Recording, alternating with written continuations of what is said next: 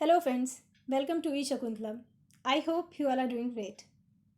आज की इस वीडियो में हम बात करने वाले हैं पाकिस्तान के नए पॉलिटिकल मैप के बारे में। Seems like year 2020 is also season of maps.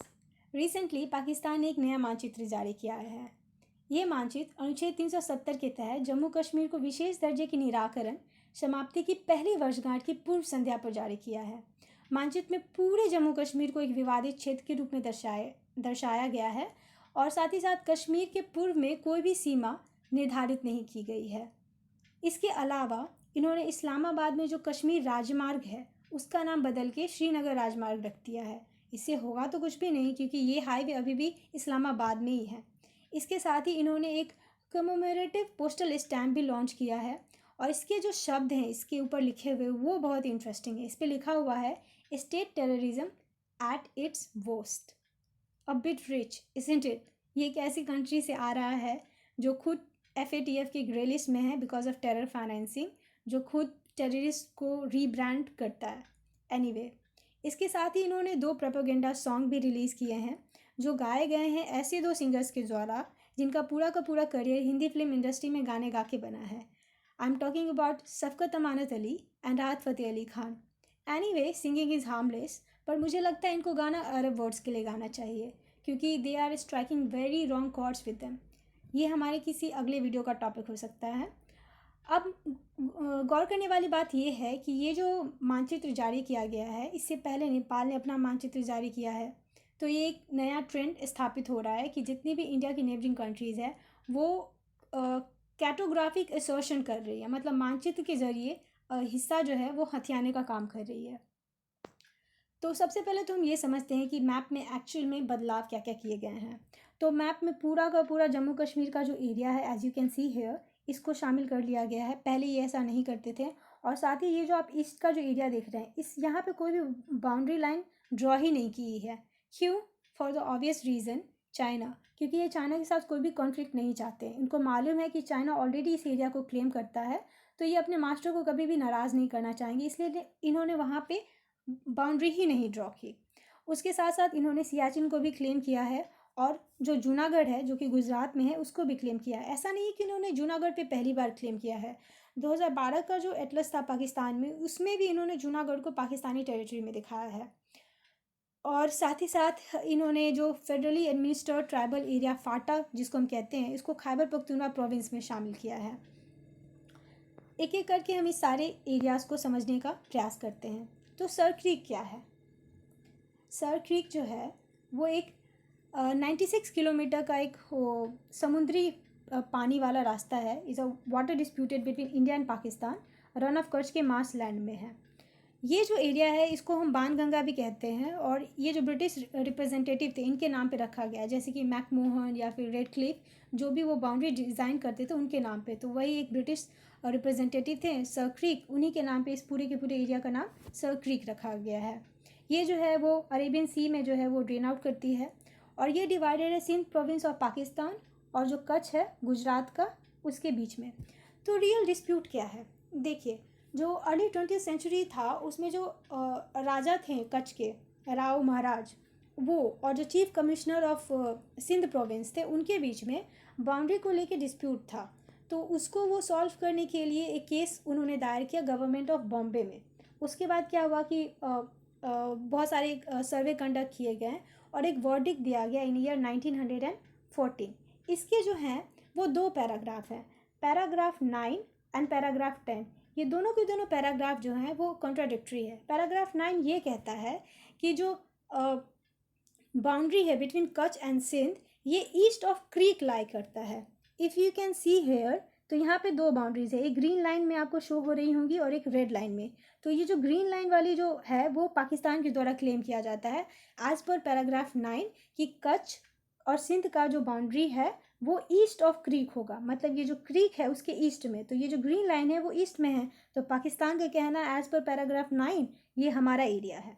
पर पैराग्राफ 10 में ये कहा गया है कि ये जो सर क्रीक है ये नेविगेबल है थ्रू आउट द ईयर। तो अगर कोई वाटर बॉडी नेविगेबल होती है तो वहाँ पे इंटरनेशनल लॉ एप्लीकेबल होता है जिसको हम कहते हैं थालवेक प्रिंसिपल। तो अगर कोई भी वाटर बॉडी नेविगेबल है तो उसका जो बाउंड्री है वो इसके मिडिल से पास करेगा। तो ये जो आप रेड लाइन देख रहे हैं ये इंडिया क्लेम करता है।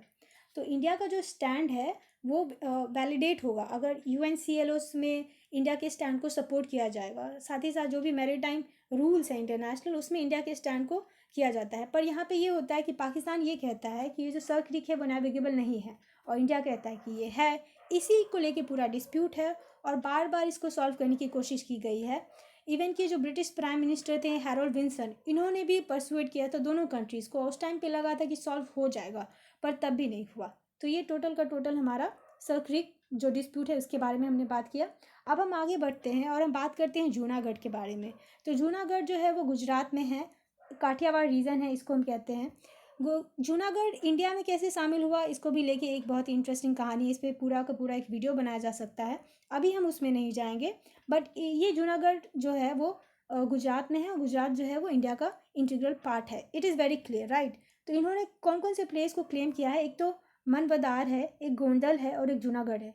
गोंदल सेम प्लेस है जहाँ पे जिन्ना का जन्म हुआ था, तो मे बी इस वजह से उन्होंने क्लेम किया हो।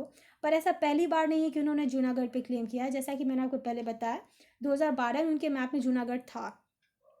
तो ऐसा क्या ऐसे हो सकता है कि पाकिस्तान और जूनागढ़ जिसकी बाउंड्री भी अटैच नहीं होती, उन्होंने इसको क्लेम किया है। वेल, अगर प्राइम मिनिस्टर इमरान खान के लिए जर्मनी और जापान बाउंड्री शेयर करते हैं, देन कुछ भी पॉसिबल है। Anyway, on a very serious note, अब हम बात करेंगे सियाचिन ग्लेशियर के बारे में। तो सियाचिन ग्लेशियर जो है वो अब लद्दाख का पार्ट है, और ये दुनिया की सेकेंड लॉन्गेस्ट ग्लेशियर है, इन्वॉल्व्स नॉन पोलर एरियाज़। अगर आप इसके लोकेशन को देखेंगे तो ये बहुत ही स्ट्रैटेजिकली इंपॉर्टेंट है फॉर इंडिया।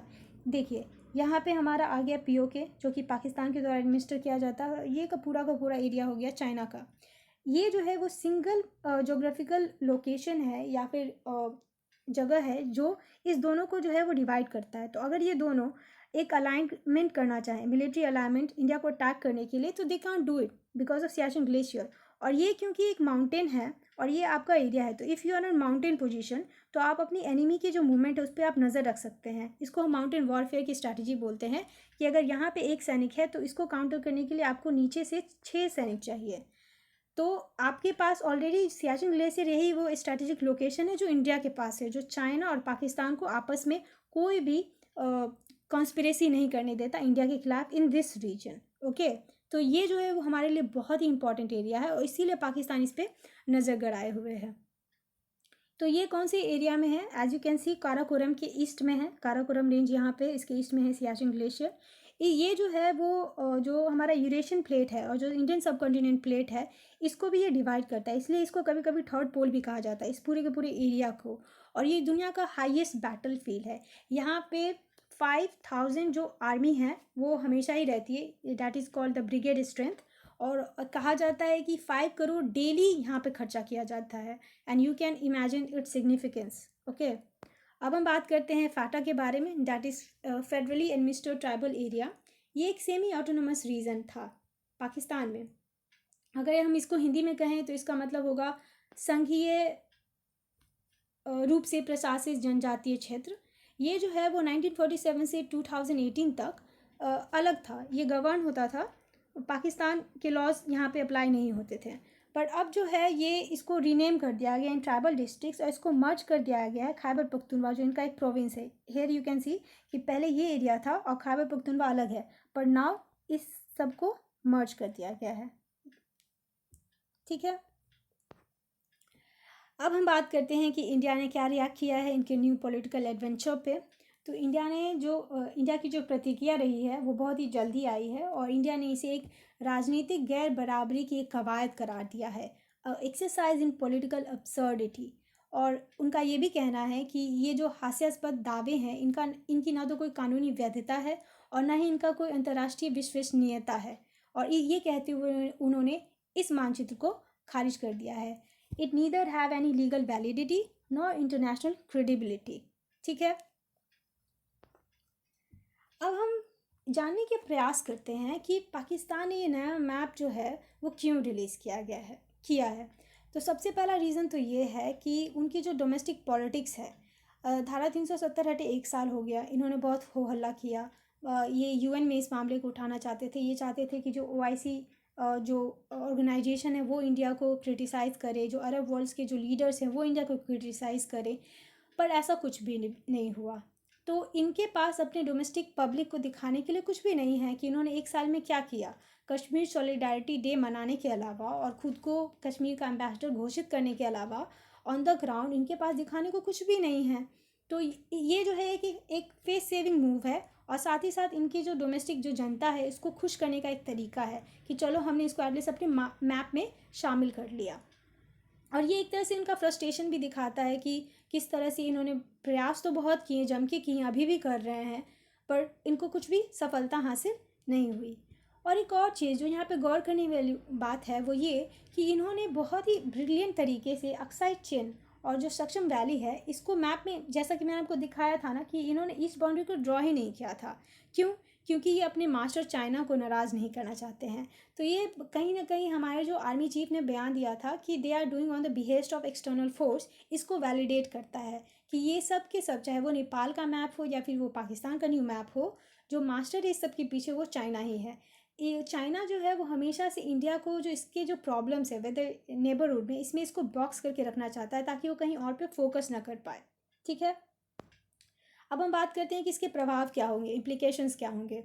तो सबसे बड़ा इम्प्लीकेशंस तो ये होगा कि ये जो यूएन रिजोल्यूशन जिसके बारे में ये बात करते रहते हर प्लेटफॉर्म पे कि यहाँ पे आप पब्लिसाइड क्यों नहीं कंडक्ट करवाते, जनमत संग्रह क्यों नहीं कंडक्ट करवाते, अगर आप कह रहे हैं कि पूरा का पूरा जम्मू कश्मीर आपका है तो फिर जनमत संग्रह किस बात की। तो ये खुद के ही पॉइंट को ये नलीफाई कर रहे हैं। तो ये एक तरह से डेथ नेल है टू सेल्फ डिटर्मिनेशन मूवमेंट जो भी सेपरेटिस्ट जम्मू कश्मीर में चला रहे हैं उनके लिए।